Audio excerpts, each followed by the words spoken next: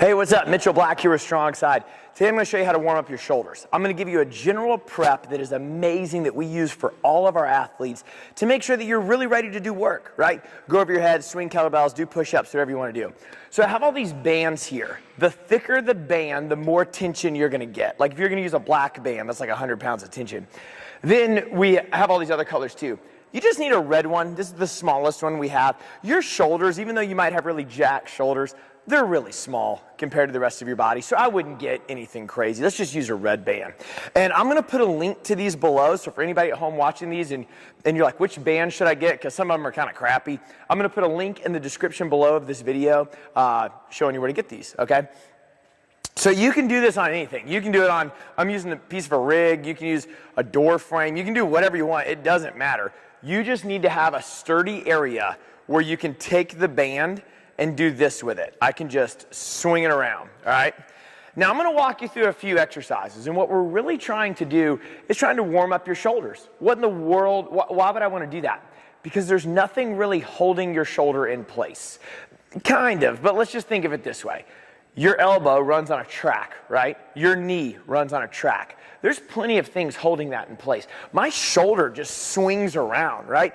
I just have tendons and ligaments and muscles running over it to keep it there. So if I'm going to be swinging some kettlebells, I'm going to be doing some push-ups, some ring dips, putting weight over my head, trying a handstand. I'm going to be rowing. Look at all those different positions. I'm going to be throwing a ball. I'm going to be doing that all with my shoulder. I need to get that thing warmed up. I also need to warm it up in multiple ways, okay? So here's what I'm going to do. I'm going to take this band. I'm going to stick my hands in it just like this, like I'm grabbing it, right?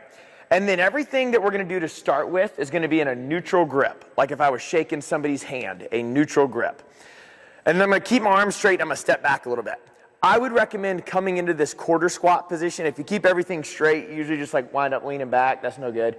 Hinge a little bit. Then all we're going to do is start rowing your wrist to your ribs. 1, 2, and you're going to pull with your back muscles. That's it, we're going to get 10. After you get 10 repetitions, turn your hands overhand. Pull your elbows high and outside. You don't want to do this. You don't want to do this. You want to pull high and outside. Make it uncomfortable. It's going to be all up in your upper back for 10 repetitions.